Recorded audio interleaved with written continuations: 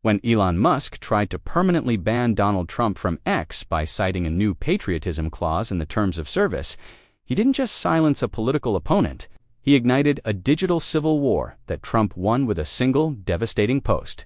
Within seconds of the ban, the internet fractured. The hashtag #TrumpBanned again rocketed to the top of the platform's own trending list, immediately followed by #DigitalCivilWar and #Musk vs. Trump. Inside the sprawling glass-walled headquarters of X in San Francisco, engineers and policy heads watched the real-time metrics dashboards turn into a cascading wall of red alerts. User engagement wasn't just spiking, it was exploding in a way that defied all predictive models. On cable news, anchors interrupted their scheduled programming, their faces a mixture of shock and undisguised glee. "We are getting word, just now," one anchor announced, holding a hand to his earpiece, "that Donald Trump's account on X has been suspended." Elon Musk, the owner of the platform, appears to have made this move personally. The story wasn't just leading every newscast, it was the only story. A sudden high-stakes collision between two of the most disruptive and unpredictable forces in modern American life. 48 hours earlier, the world felt orderly, at least from Elon Musk's perspective. He stood on the polished concrete floor of the Tesla Gigafactory in Texas, a vast cathedral of automation where robotic arms moved with a silent, synchronized grace that he found deeply beautiful. He was looking at a colossal screen displaying telemetry data from a recent SpaceX launch, the elegant curve of the rocket's trajectory, a perfect expression of physics and will. To Musk, politics was a messy, inefficient human algorithm, a series of irrational inputs that produced chaotic, suboptimal outputs. It was noise that polluted the clean signal of progress. He was surrounded by a small group of his top engineers, their faces illuminated by the glow of the screen. They were discussing battery chemistry, but Musk's mind was elsewhere. His phone, lying face up on a nearby workbench, kept vibrating with updates from his legal team in San Francisco. The subject was, as it had been for weeks, Donald Trump. The pressure was mounting. A consortium of European advertisers had sent a formal letter threatening to pull 8 figures in ad revenue if Trump's inflammatory rhetoric wasn't curtailed. German regulators were making ominous noises about platform liability, citing pre-war German history as a cautionary tale. Musk had initially brushed it off. "I handle rockets," he'd told his chief counsel during a tense video call. "You think I can't handle a few meme posts? Freedom of speech is messy. Let them cry." But the problem wasn't going away. It was a persistent variable in his otherwise elegant equation. He picked up his phone and scrolled through the latest batch of flagged posts from Trump's account. They were the usual mix of rally promotions, attacks on his political rivals, and declarations of his own greatness. To Musk, it wasn't the content that was the problem. It was the sheer, relentless volume of it. The way it seemed to generate its own gravitational field of chaos, pulling the entire platform into its orbit. He looked from the phone back to the perfect, silent dance of the robots. That was control. That was order. The platform, he decided, needed a similar elegance, a simple, overriding principle that could cut through the noise. He walked away from his engineers, pacing the length of a dormant assembly line. His legal team had proposed a complex, multi-tiered moderation system based on established case law. It was weak, bureaucratic, and timid. Musk hated it. He believed in bold strokes, not incremental tweaks. That's when the idea began to form. A concept so simple and grand it felt like a law of physics he had just discovered. The patriotism clause. It would be a new foundational rule in the X terms of service. The clause itself would be vague, a single sentence about the platform's commitment to fostering a digital environment conducive to national unity and constructive civic discourse. It was perfect. It was unassailable. Who could argue against patriotism? It was an elegant, almost mathematical solution to a messy human problem. He saw Trump not as a former president or a political candidate, but as a chaos agent, a rogue, variable disrupting the integrity of his carefully constructed system. He pulled up a memo on his phone and dictated a message to his senior leadership team. "We are implementing a new core principle," he wrote, "the patriotism clause. It will be the ultimate arbiter of content that threatens the foundational stability of the civic sphere. We are a technology company, but we are also stewards of the public square. It's time we acted like it. Meanwhile, 1,400 miles away, the subject of this grand vision was sitting in his sun-drenched office at Mar-a-Lago, the Florida air thick with the scent of salt and cut grass. Donald Trump was not raging. He was calm, holding a glass of Diet Coke, the ice clinking softly as he listened to his inner circle. His office wasn't the sterile, minimalist space of a tech CEO. It was a living museum of his own life. The walls covered in framed magazine covers, photographs with world leaders, and MAGA hats signed like priceless baseballs. Dan Scavino, his long-serving digital guru, stood beside him, holding an iPad that displayed a stream of metrics from Truth Social. They were discussing Musk, whose recent posts on X had become increasingly erratic and philosophical. Trump took a slow sip of his soda. "Let him play his games," he said, his voice quiet, almost contemplative. "He's putting on a show for his people in California. He thinks he's a king, but he's a contractor. He always needs something. You have to remember that, always." Trump saw the world not as an equation to be solved, but as a series of relationships built on leverage. He knew Musk's vulnerabilities weren't technical, they were psychological. The desperate need for approval, the thin skin, the messianic belief in his own genius. He turned to a young aide named Margot, a sharp, tireless researcher in her late 20s with a knack for navigating the labyrinthine archives of his administration. "Margot," he said, setting his glass down, "I want you to go back. 2018, 2019. Pull everything we have on Musk. Every email, every text, every note from every meeting. I don't know what I'm looking for yet, just ... reminders." He wasn't preparing for a fight. He was simply collecting his assets. He saw the coming confrontation not as a political battle to be won with speeches, but as a high-stakes business negotiation where his opponent had fundamentally miscalculated the value of his own brand. The brand wasn't X, or Tesla, or SpaceX. The brand was Donald Trump, and his audience was not for sale. He leaned back in his chair, a faint smile on his lips. "Let him make the first move," he told Scavino. "Let the genius have his big idea, and then we'll see how it plays." The internal debate at X was brief and brutal. In a conference room nicknamed The Arena, Musk's legal team staged what amounted to an intervention. The patriotism clause, they argued, was a constitutional nightmare.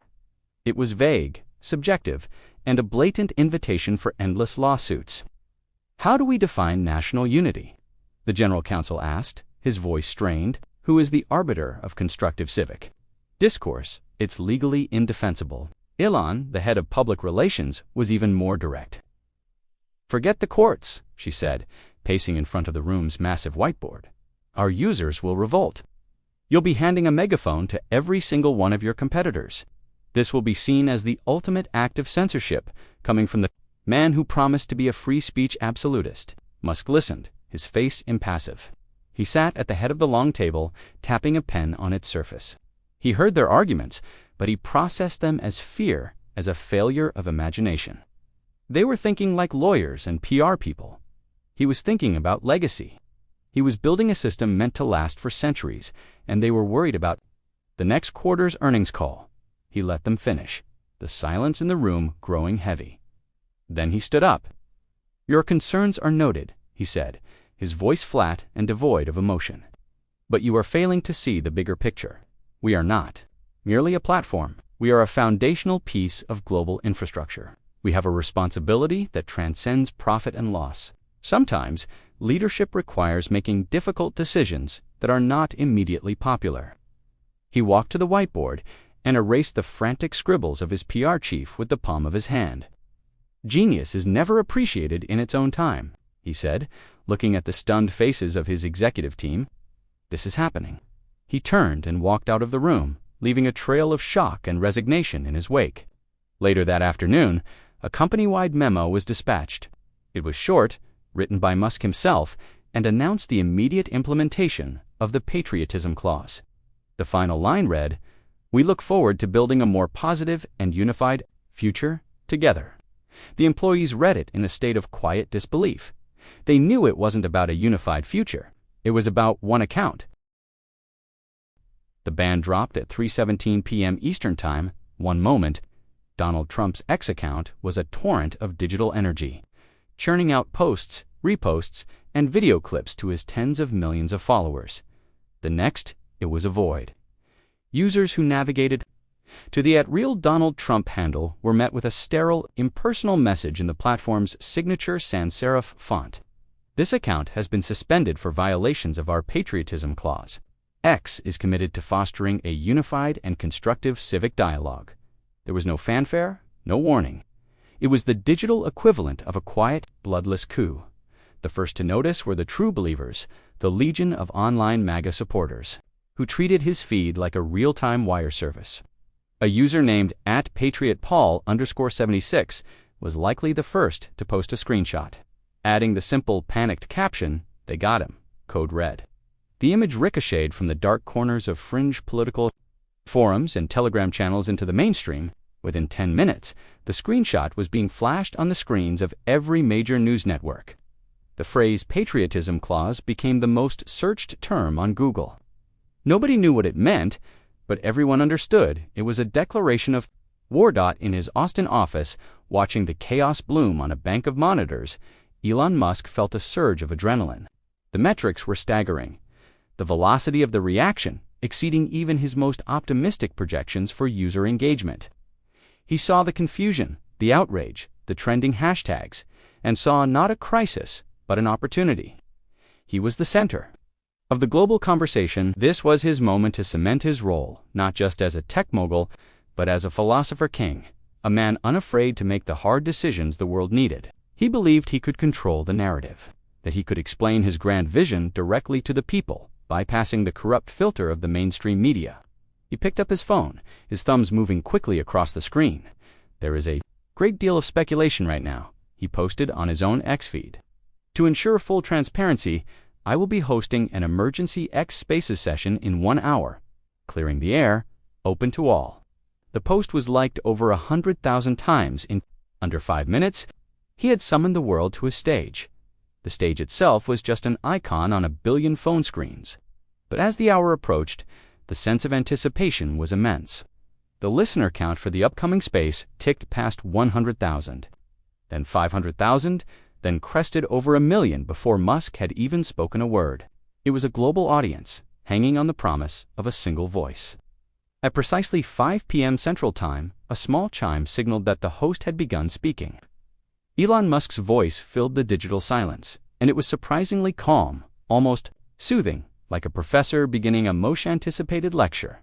"Hello, everyone. Thanks for joining," he began. "I know there are a lot of questions, and I want to address this situation head-on. My belief in free speech is absolute, and it is the bedrock principle of this platform. This decision was not a contradiction of that principle, but a necessary defense of it." He paused, letting the statement hang in the air. A society needs a shared foundation of reality to function. A conversation requires common ground. When that foundation is deliberately and systematically eroded by actors who seek to sow discord for personal gain, the entire structure is at risk. Free speech does not mean you have a right to burn down the theater you're standing in. And when the theater is the country itself, the stakes are too high to ignore. He spoke for several minutes, weaving together analogies about engineering, physics, and societal architecture. He never mentioned Trump by name. He didn't have to. He was positioning himself as a reluctant steward, a man of science forced to intervene in the messy world of human emotion for the preservation of the system itself. As planned, the first few speakers to be granted access were friendly voices. From his own orbit, a venture capitalist known for his libertarian leanings came on first. "Elon, the courage this took is just astounding," the VC said, his voice fawning. "Can you talk about the personal burden of being the one person on Earth who has to make these kinds of calls?" Musk deflected with practiced humility. "It's not about me, it's about the principle. The goal is a maximally vibrant and truthful public square." Next came a tech influencer who praised the intellectual consistency of the move. Each question was a soft toss designed to allow Musk to expand on his philosophy. He grew more comfortable, more expansive. He talked about his vision for X as a global soup app, a hub for commerce and communication where truth would be algorithmically verified. He was no longer just a CEO explaining a business decision. He was a visionary outlining a new blueprint for society. The session was approaching the 40-minute mark, and the narrative felt firmly under his control. The moderators, a hand-picked group of ex-employees, were carefully filtering the speaker requests. But in a session with over 2 million listeners, chaos is a statistical inevitability. A request came through from a user named Brenda Riley. The bio was simple: journalist, independent. One of the moderators, distracted by a flurry of other notifications, approved it without the usual vetting. A woman's voice, crisp and professional, cut through the chorus of praise. It wasn't hostile, but it was devoid of the deference Musk had grown accustomed to. "Mr. Musk, thank you for taking my question," Brenda Riley began. "You've spoken at length about your commitment to clear, transparent rules that apply to everyone. Equally, in the interest of that clarity, could you please define the precise threshold for violating the new patriotism clause? What specific words, phrases, or actions would an ordinary user need to avoid to ensure they don't meet the same fate as the former president?" The question was a scalpel. It sliced through the abstract philosophy and demanded a practical, operational definition. For the first time, there was a slight hesitation on Musk's end. Well, he started, his professorial tone wavering slightly. "It's not about specific magic words, if that's what you're asking. It's more about a pattern of behavior. It's the cumulative effect of rhetoric that undermines core democratic institutions." Brenda's follow-up was immediate and just as precise. "I understand, but for the rules to be transparent, users need to know where the line is. Could you give us a concrete example of a statement that, in your view, crosses that line?" The trap was now visible to everyone listening.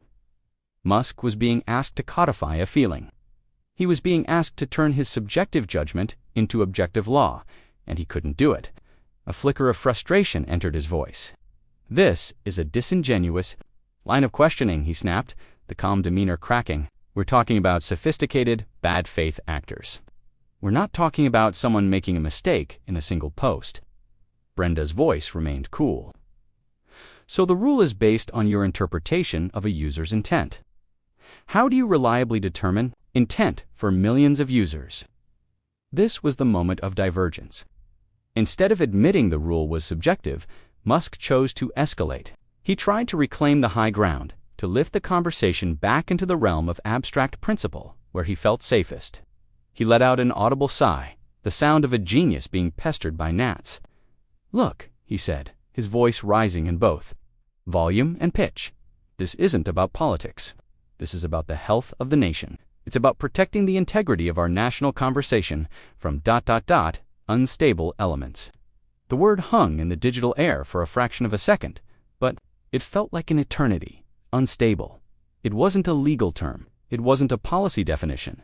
It was a diagnosis. It was personal. In the silent background of the space, you could hear one of the other co-hosts draw a sharp, involuntary breath. The mask of the detached, objective engineer had not just slipped, it had shattered. Musk had tried to frame himself as a referee, but with a single word, he had revealed he was just a player, and he had just committed a foul so blatant that all 2 million listeners had heard the whistle blow.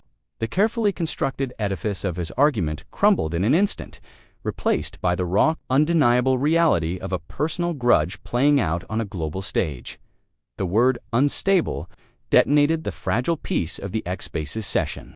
For a full 2 seconds, there was only the faint, empty hiss of digital air. Even the background chatter of the co-hosts ceased. Then, the chat feed, which had been scrolling at a brisk pace, transformed into an unreadable waterfall of text. "Unstable," one user wrote, the comment instantly buried in an avalanche of similar reactions. He said the quiet part, loud, clip it someone, clip that.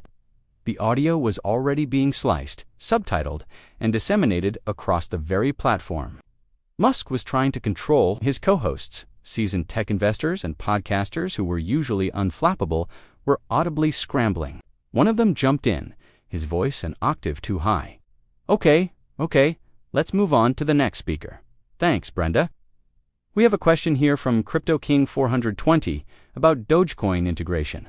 It was a pathetic attempt to change the subject, like trying to redirect a tsunami with a garden hose. The damage was done. The session's purpose to project strength and principle had inverted. It was now a public exhibition of a fatal miscalculation.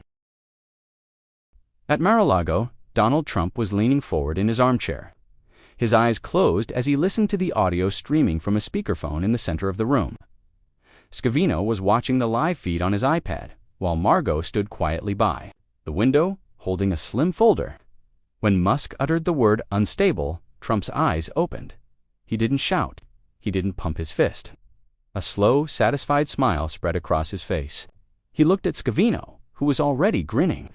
"He did it," Trump said, his voice a low murmur of vindication. He couldn't help himself. He made it personal. This was the opening he had been waiting for, the moment his opponent abandoned the high ground of corporate policy and descended into the mud of a personal insult. It was a terrain where Donald Trump had built a career. He swiveled his chair to face Margot. "Okay, honey, let's see what you've got. Did you find anything good?" Margot stepped forward, her demeanor calm and professional. She opened the folder. But it was for show. The real weapon was on her phone. "Sir, we have a lot of material emails about factory permits, notes from meetings with the Commerce Secretary. But I think this is what you're looking for." She tapped her screen and a text message chain appeared. She airdropped it to Scavino's iPad and Trump's own phone. He picked up his device, enlarged the image, and began to read. The messages were from his personal number to Musk's in late 2018. The tech billionaire's tone was a world away from the arrogant philosopher king on the live broadcast. It was the voice of a supplicant, a salesman, a contractor. Musk, Mr. President, following up on our great conversation, the Starlink proposal for rural broadband is ready. I truly believe this aligns with your incredible vision for connecting ALL of America. Musk. We can make this a shining example of public-private partnership, a huge legacy win for your administration. The media will have to cover it. The final text was the payload. It was sent late at night, a few days after the initial pitch. Musk. Mr. President, the bureaucracy on this is tough. A personal push from you to get the contract finalized would be incredible. This is a chance to leapfrog China and show American innovation is number one. Let me know what you need from me. Trump read the last message twice, then looked up the smile, returning. It was perfect. It wasn't just a request for a contract. It was a plea for a personal push wrapped in the flag of patriotism and competition with China. It was a direct appeal to his ego, from one leader to another. "This one," Trump said, pointing to the screen. "Just this one. The last one." He looked at Scavino. "He's in the middle of his big important show right now." Scavino nodded. "Still live. 2.4 million listeners." "Good," Trump said. He began to dictate, crafting the caption with the care of a poet composing a sonnet. No, not he wanted money. Too simple.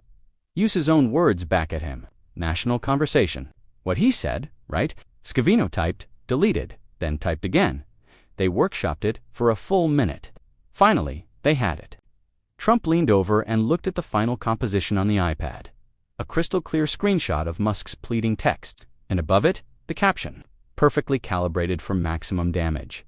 The national conversation seemed fine when you wanted. Taxpayer money? Sad. The final word was the flourish, the artist's signature on his masterpiece of destruction. "Okay," Trump said, leaning back. "Post it." The Truth Social post detonated with the force of a digital-shaped charge aimed directly at the heart of the X Spaces session. For the first few seconds, only the MAGA faithful saw it. Then, the link began to bleed across platforms.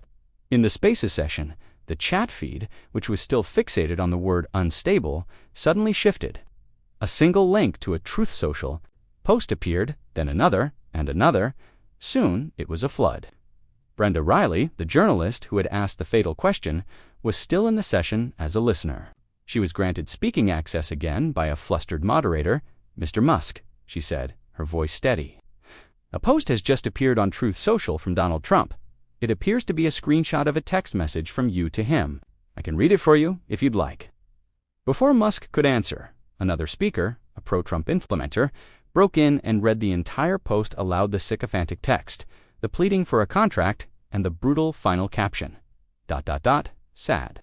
A new kind of silence fell over the session. That's fake, he stammered, but his voice lacked conviction. That's a fabrication, taken out of context. It appears to be a direct screenshot from a phone, Mr. Musk, Brenda Riley said calmly. Are you denying you sent this text message? This is a coordinated attack, Musk shouted, his voice cracking with rage and panic. This session is compromised, it's over. And with that, he killed the feed. The session ended abruptly, cutting off the millions of listeners and leaving only a deafening digital silence. In its wake, he had lost control. The aftermath was immediate and catastrophic for Musk. The narrative didn't just flip. It was ripped out of his hands, shredded, and set on fire. Within an hour, #TaxpayerMusk was the #1 trend worldwide on his own platform. The screenshot was everywhere. Memes bloomed like toxic algae. One popular image showed Musk's face, photoshopped onto the body of a panhandler holding a tin cup with the word "sad" scrawled on it. The financial news media, which had been cautiously covering the free speech angle, now smelled blood. On Bloomberg TV, an anchor held up a printout of the text message. This raises serious questions of corporate governance at Tesla and SpaceX, she said gravely. Does Elon Musk use his platform to punish political figures who don't acquiesce to his business demands? This is the question every investor is asking tonight. In after-hours trading, Tesla's stock began to plummet. Hours later, the digital firestorm was still raging, but inside the private residence at Mar-a-Lago, a quiet calm had settled. The television was on tune to a cable news panel, dissecting the text message with forensic intensity. Trump was no longer watching. He was sitting in a different room, looking out a large window at the dark, restless Atlantic. Melania came in and stood beside him, her hand resting lightly on his shoulder. "Donald," she said, her voice soft but laced with genuine concern. "This is not like the others. This is not a politician. This man is powerful. He controls satellites, cars, technology. Are you sure this was the wise thing to do?" Trump didn't answer for a long moment. He felt the immense weight of the day settle upon him, the familiar exhaustion that always followed the adrenaline of a victorious battle. He was tired, but he was also certain. He turned his head to look at her. He's a government contractor. Melania, a very rich one, but that's all he is. He just forgot it, he said. He flies his rockets with our money. He builds his factories with our tax breaks. He thinks he's from Mars, but he lives in Washington, D.C., just like the rest of them. We just had to remind him. He pulled out his phone, not to check the news, but to read the messages from his family. Don Jr.'s was exactly what he expected, a string of fire emojis and the single word, savage. Ivanka's was more complex, a mix of congratulation and concern for the fight ahead, but he knew with a certainty that chilled him even in the warm Florida night. Inside X headquarters, the atmosphere was a toxic cocktail of fear and recrimination. The legal department was in open warfare with the remnants of the trust and safety team, while the PR department, or what was left of it, was locked in a conference room trying to put out a nuclear fire with a squirt gun. Their first attempt was a defiant press release, a jargon-filled statement about evolving policy frameworks and platform integrity. It was met with universal ridicule. The next day, they tried a softer approach, issuing a clarification that the patriotism clause was a broad principle, not intended to target specific political viewpoints. This only invited more mockery. Finally, with no announcement, the web page that defined the patriotism clause was quietly deleted. A user discovered its absence, posted a screenshot of the 404 not found error, and the cycle of humiliation began anew. Elon Musk himself had vanished from the platform. For 72 hours, his feed, normally a fire hose of memes, engineering thoughts, and impulsive declarations, was utterly silent. For a man whose digital presence was a core part of his public identity, the absence was more telling than any statement could have been. When he finally returned, there was no apology, no explanation. He simply posted a black and white image of the ruins of the Roman Forum with a cryptic caption, "Empires are not conquered from without until they have decayed from within." The post was dissected endlessly. Was he talking about America? His company? Himself? It was seen not as profound, but as the petulant and self-pitying act of a man who had been profoundly beaten. The market agreed. A major advertising agency representing dozens of Fortune 500 companies announced it was advising all clients to indefinitely pause their spending on X, citing the erratic and unpredictable leadership as a brand safety risk.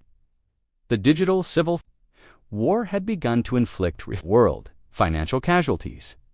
The shift in the public debate came not from a politician or a rival CEO, but from a studio in a converted warehouse in Brooklyn. Jenna Kovac, the host of the influential podcast The Code, sat behind her microphone.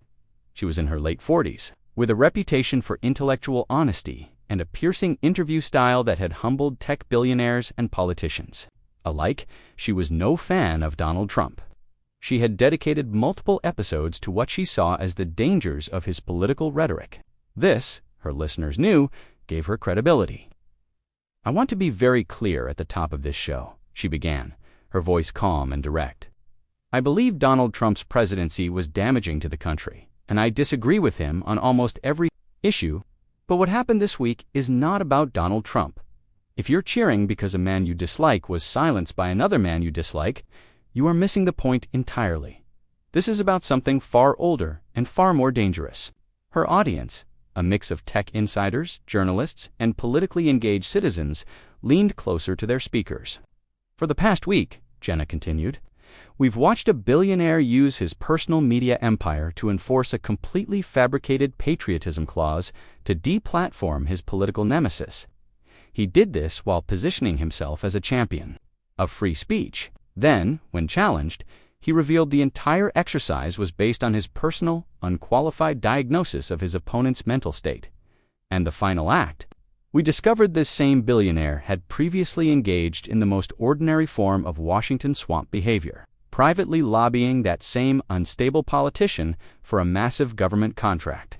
The hypocrisy is breathtaking. Distraction from the real issue. The issue is the unchecked, unaccountable concentration of power. Forget who you voted for and ask yourself this: should one man, based on a personal grudge or a business imperative, have the power to define patriotism for millions and unilaterally erase a major political voice from the public square? This isn't a Republican or Democrat issue. It's a foundational threat to the very idea of a free and open society. And it proves that these platforms are far too powerful to be governed by the impulsive whims of a single mercurial man. The podcast episode, released on a Thursday morning, was a political and cultural accelerant. It gave establishment figures and mainstream news outlets the permission structure they needed. They could now attack Musk's actions without being seen. As defending Trump, the narrative shifted decisively. It was no longer a story about two larger-than-life personalities clashing. It was a story about the dangers of unchecked corporate power. The most significant impact came from across the Atlantic. In Brussels, a high-ranking European Union commissioner, known for his tough stance on big tech, held a press conference. "We have been monitoring the situation with X for months," the commissioner said, his face grim, "but the events of the past week represent a new and dangerous phase. As the journalist Jenna Kovac so aptly put it, this is a foundational threat. Therefore, I am announcing today a formal fast-tracked investigation into X's content moderation policies, its CEO's personal interventions, and the potential for market and political manipulation." The global regulatory apparatus was now closing in on Musk, and the catalyst had been a podcast from Brooklyn. The pressure was immense. It was in this environment, exactly 1 week after the ban, that Donald Trump delivered his checkmate. There was no rally, no press conference, no Al Capps rant on Truth Social. Instead, his team released a 2-minute, professionally produced video. The setting was his office at Mar-a-Lago, but the clutter of memorabilia was artfully out of focus. In the background, he was seated behind a large mahogany desk, cleared of everything except a leather-bound blotter. The American flag and the flag of the President of the United States flanked him, crisp and perfectly lit. He wore a dark blue suit, a white shirt, and a solid red tie. He looked directly into the camera lens, his expression serious, his demeanor calm, controlled, and unmistakably presidential. "My fellow Americans," he began, his voice even and measured. A week ago, the owner of a very powerful social media company decided that he was the king of patriotism. He made up a rule out of thin air and tried to silence me. And then he tried to silence many of you. He paused, letting the words sink in. But then, we all saw the truth, didn't we? We saw his private text messages, and we learned this was never about patriotism. It was about power. It was about a billionaire who wanted government contracts when it was good for him and wanted to silence voices when those voices were bad for his business. He leaned slightly forward, his gaze intensifying. This isn't just about me. It's about you. It's about every one of you who has ever been told to sit down and be quiet. It's about your right to speak your mind, to argue, to debate, to say what you believe, without being called unstable by some tech titan in a glass tower in California who thinks he knows better than you. He thinks he can define what is patriotic. He thinks he can decide whose voice is worthy of being in the national conversation. He let the populist message land, then delivered the final defining statement of principle. Our country wasn't built by kings. It wasn't built by billionaires or tech geniuses. It was built by citizens. It was built by workers. It was built by fighters. Our digital town squares, just like our real ones, shouldn't be ruled by the egos of a few powerful people. They belong to everyone. They belong to you. He held the camera's gaze for a final moment. Your right to be heard is a sacred right, and it is a right I will never, ever stop fighting for. Thank you, and God bless America. The video was a masterstroke of political communication. It was tight, disciplined, and powerful. It perfectly co-opted the arguments of his critics and framed him as the defender of the common citizen against a hypocritical, detached globalist elite. It was being shared by people who were simply stunned by its strategic brilliance. Donald Trump had not just won the battle, he had dictated the terms of the surrender. The impact of Trump's video was less like a ripple and more like a tidal wave. It didn't just influence the news cycle, it became the news cycle. Commentators on the left, who despised him, were forced to grudgingly admit its strategic brilliance. Commentators on the right hailed it as a masterclass in political warfare. The narrative was now set in concrete. Trump, the populist gladiator, had gone into the digital arena against a New Age emperor and had emerged, bloody but victorious, with the crowd roaring his name. He had successfully defined the terms of the conflict, and in doing so, had guaranteed its outcome. The surrender came just over 24 hours later. There was no press release from X, no formal announcement. At around 11 p.m. Pacific time, users discovered that the @Real Donald Trump handle no longer led to a suspension notice.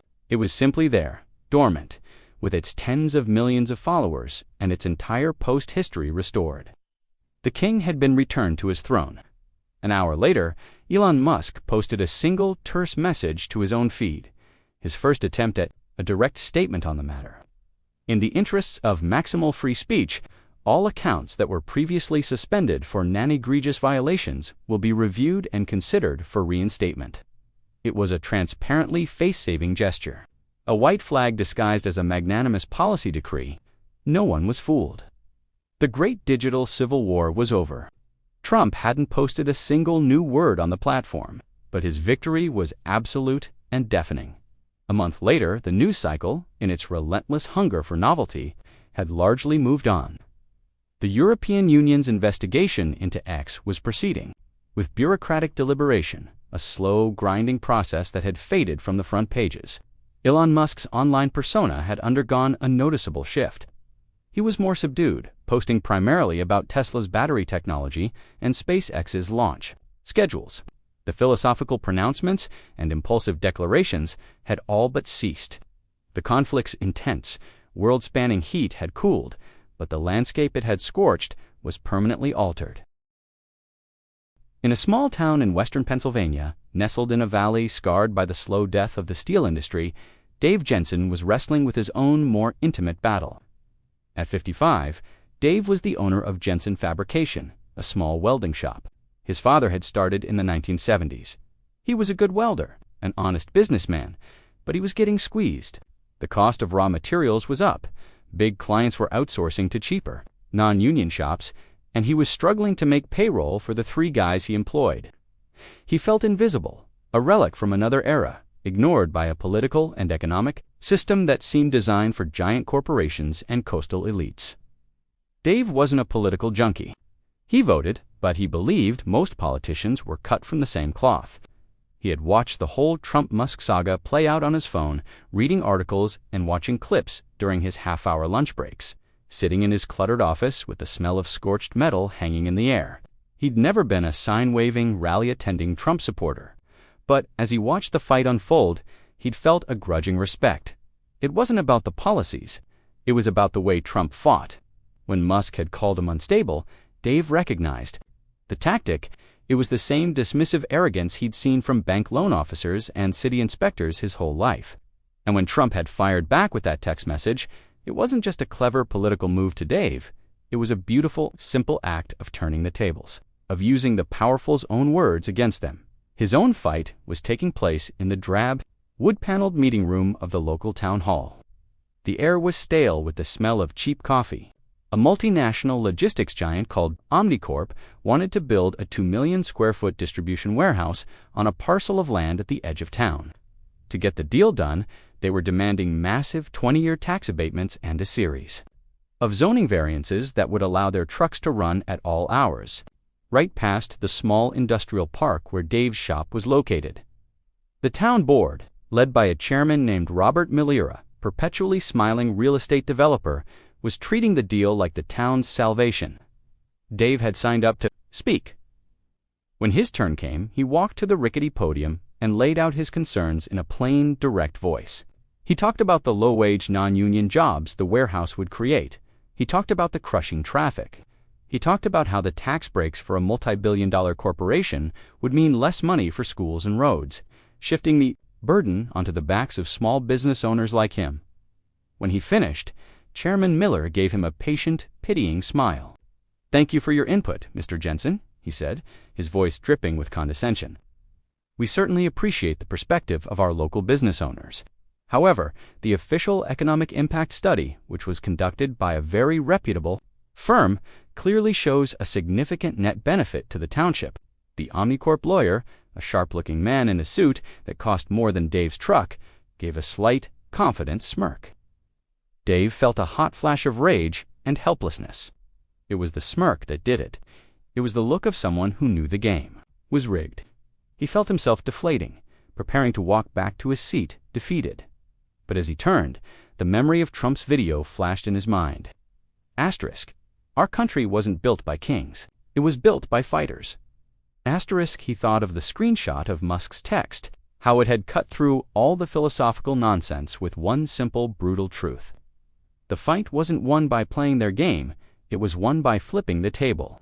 He stopped, turned back to the podium, and gripped its sides. His heart was hammering against his ribs.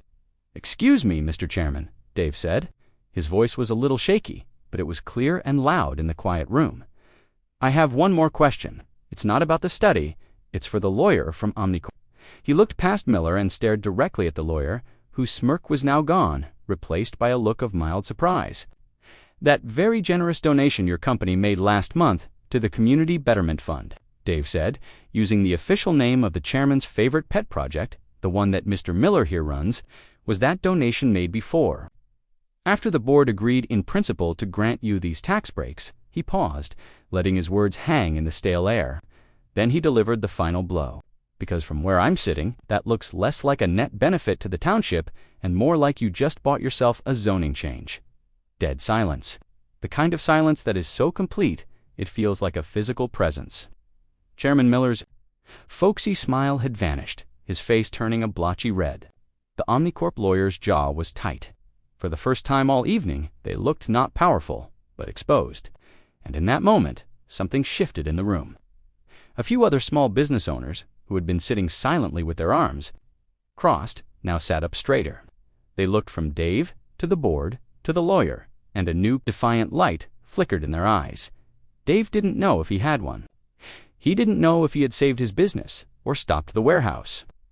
But as he walked back to his seat, his legs steady and his head held high, he knew he hadn't lost. He had fought back, in a small town hall hundreds of miles from the glass, towers of Silicon Valley and the gilded halls of Mar-a-Lago. The echo of a digital war had given one ordinary man the courage to speak a simple truth to power. And for the first time in a long time, he didn't feel invisible at all. Was this a story about politics or a story about power? And who holds the real power in our world today? The politicians we elect, the billionaires who own our digital lives, or the people who refuse to be silent? Let us know your thoughts in the comments. And if you want more stories that go beyond the headlines, make sure you subscribe.